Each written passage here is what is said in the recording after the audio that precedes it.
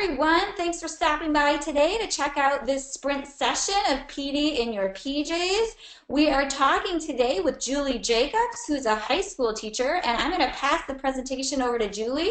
She's got 3 ideas to share with you that you can use tomorrow in your 6th through 12th grade classroom. So if you're watching the recording or joining us live, thanks for taking time out of your day to visit with us here for about 10 minutes. And Julie, boy, she's going to talk fast. I know she is. She's got great ideas to share with you. All right, looking good, Julie. I see your screen. Okay, thank you. Hi, everybody. I'm talking to you from a tiny town in Kansas. I'm so excited to tell you some ways that big kids can use Seesaw. I know that sometimes people think that Seesaw is just for little kids, and we use it K-12 in our district, and I use it every day with 12th graders who are just 60 or so days away from graduation, as they informed me today. So here's something I want to talk about, like regarding Seesaw and big kids. One of the problems with big kids is that all of their paperwork is just going to end up in the trash, right? And we as big kid teachers probably don't do a great job of getting work home in backpacks or work home to parents. So for many, many, many years as a big kid teacher, I'm probably having kids do work that nobody ever sees. Parents don't see it. It ends up in the trash can. It doesn't get preserved, and kids can't check it later to reflect or think back about it, right? So it's not that I'm so proactive about wanting everybody to have a paperless classroom. The point is not to be paperless. So I'm circling some key words here for you. The point is that when we do some things that we used to do on paper but do them in Seesaw instead, we're creating opportunities for parents to see, for parents to leave feedback, for them to collaborate with peers and receive feedback from peers, and for kids to be able to go back and check and reflect later. So I think that's the advantage of doing some of these things in Seesaw. So you could maybe think to yourself, well, I could just do this on paper like I've always done it. But I think Seesaw gives us so many more opportunities for authentic feedback and for kids to, be able to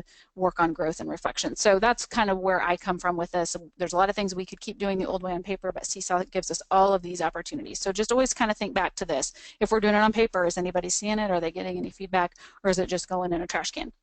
Okay, 3 ideas that you can try tomorrow. I have a lot of ELA examples because that's what I teach, but you can apply these all across all of the content areas. Okay, let me talk to you first about something called InfoPix. And I didn't make up the terminology. That's from Tony Vincent, and you can find him on Twitter. There's a link here you can check out. He says when we create an InfoPic, that's a picture and text blend, so an image and text. It forces us to listen or to read and decide what's the most important information. Okay, so when kids are creating an InfoPic, they're having to pull out main ideas, main details, things that they think are worth remembering, and blending it together in an image that contains text. So I think that kids can use just Seesaw. They don't have to go out into any other app. They can use just Seesaw to create InfoPics about characters, about historical figures, about authors, about new vocabulary words or new terms and content from your class, okay? So I'm going to show you some examples of an InfoPic. Remember, like Tony Vincent says, it's just words and text on top of a picture, and I think you can do it just in Seesaw. So here's an example. This is an author InfoPic. You can see here, this is a picture of Mark Twain, famous American author, and this student has made a kind of neatly organized list of facts and keywords about this author, Mark Twain. It's not going to go in a trash can. She's going to be able to look back at it later, kind of use it for her own note-taking. She can look at this to jog her memory or to reflect back on things. It had her have to listen carefully as some things were being presented in class and decide what she wanted to record on the InfoPic. And then the awesome thing, of course, is that she can receive feedback on it and she can always check it later. So you could do the same sort of thing with a historical figure as I did have my students do with an author here.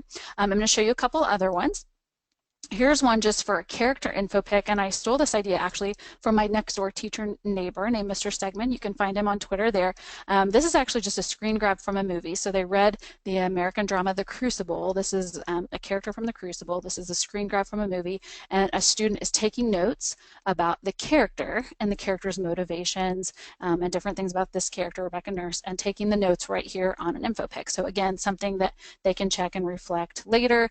Paper notes are probably going in a trash can. This is going to be there for them to check later. And remember, in Seesaw, you can always add a voice recording as well. So just a screen grab from a movie.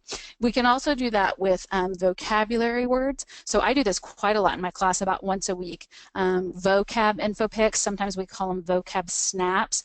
We do sometimes use Snapchat because I teach 12th graders, and you can have cool Bitmojis and stuff, but you really don't need to use Snapchat at all. You can just use Seesaw.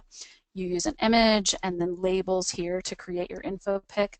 It's really important to emphasize to kids getting a properly attributed photo. And so one of the resources I like to use is Photos for Class, and then it gives you an appropriate attribution right here at the bottom of the image. So new vocab word, here's the vocab word, here's the part of speech and definition, and then the students have created their own sentence that uses the word. So that's a good example of a vocab info pic. So we did that all in Seesaw other than just finding the image. Okay, so here's the steps you would use to create an info pic. Now I'm going to talk fast through this because we're in a sprint webinar, but later when you're reviewing the slides or listening to the recording, feel free to pause, take a look at this a little more closely.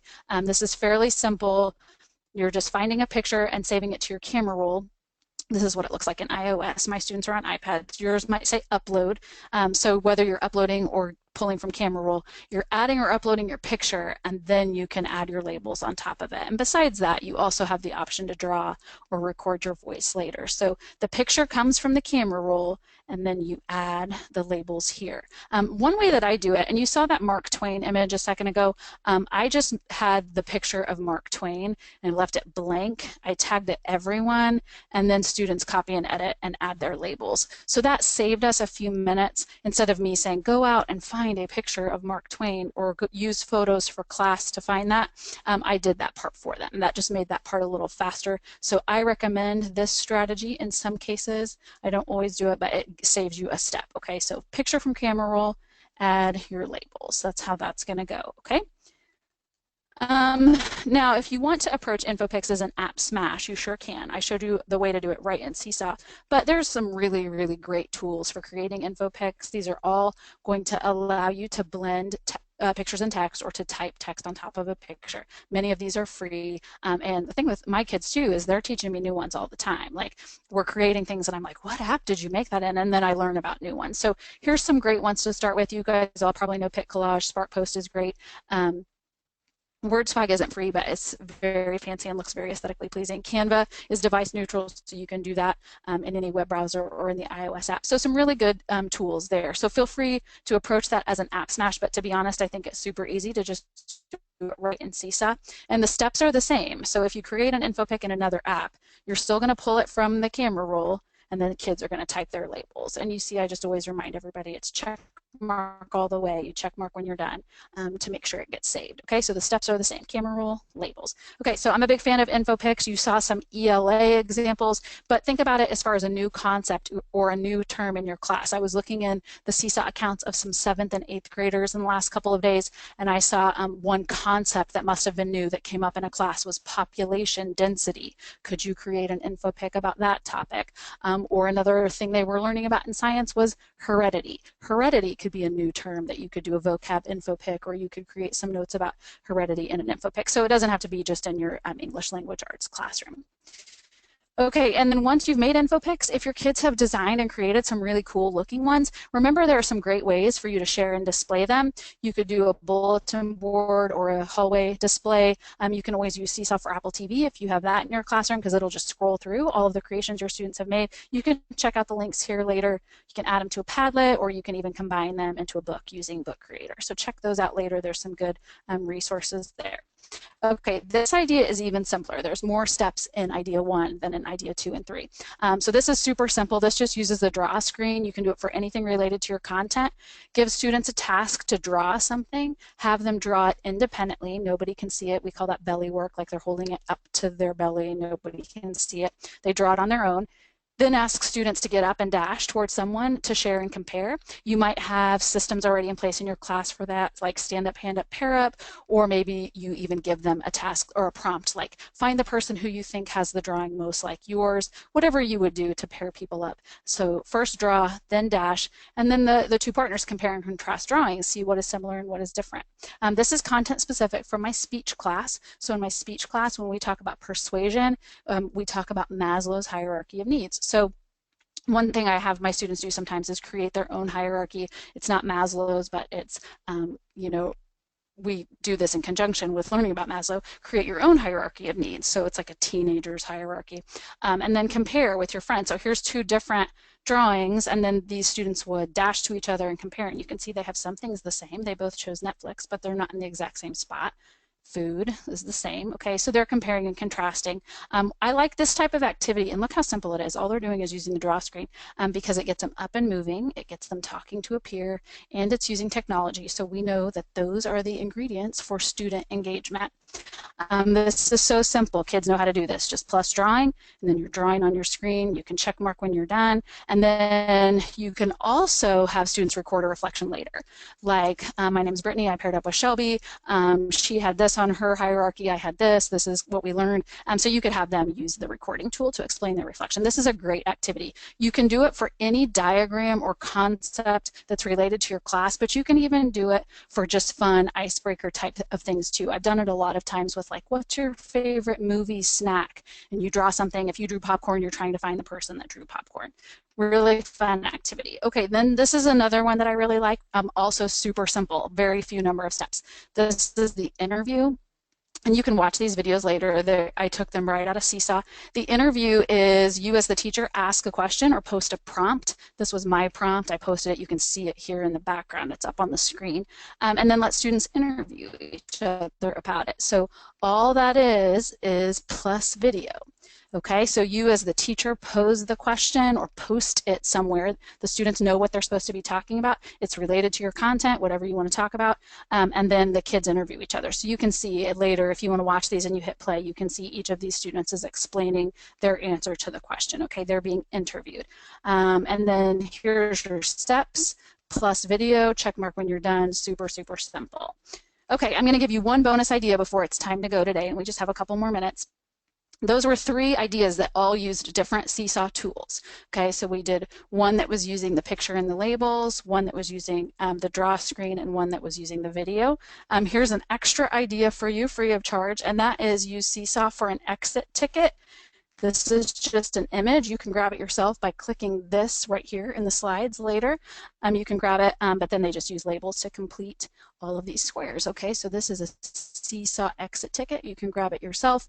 It's an image file or a JPEG, so you can put it in Seesaw and then draw or add labels on top of it. This is what it looks like when it's completed. This is a 2nd grade example, not a big kid one, but you kind of can get the idea. Okay, so they just add these labels. Paperless, parents can see it, it's not in a trash can. So of course we all have different ways that we can do exit tickets, but I like this one because you can get some feedback, you can see it later, and it's not just going in a trash. Okay, how to do that is the same set of steps we used before. It's coming from the camera roll, they can add the caption. Okay, actually, I am the one usually putting it in here, and they're just copying and editing it. So it's just the same thing as typing on top of the picture like we were using in the info pics. Okay, and I'm just going to show you some pictures here. We're basically out of time, but I want you to see these links. This is a how-to video. Here are some of these lit circle roll sheets. Anything you could do on paper, you can do in Seesaw, and I have challenged myself to try to convert a lot of these old things like that are in worksheet form into Seesaw. And so you just take a lot of pictures, and then students are typing on top of pictures. So here's how I'm approaching lit circles.